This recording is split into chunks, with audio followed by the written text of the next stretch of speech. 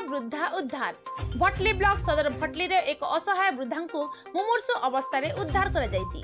वृद्धा जनक 56 वर्षीय ठिबरी दल बोली जणा पड़िछि। गतकाली विलंबित राति रे भटली पुलिस और भटली सरपंच मिलित उद्यम रे उक्त वृद्धा को उद्धार करा जाई बरगड़ मुख्य चिकित्सालय को स्थानांतरित करा जायछि।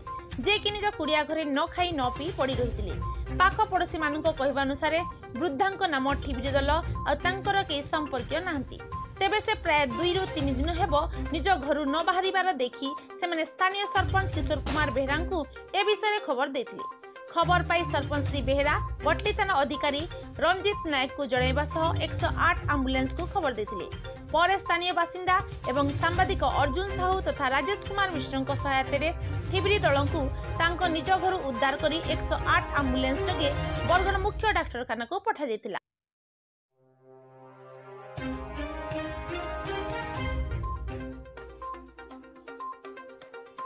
पश्चिम Odisha bureau head Rajesh Kumar Mishra report, SBN news.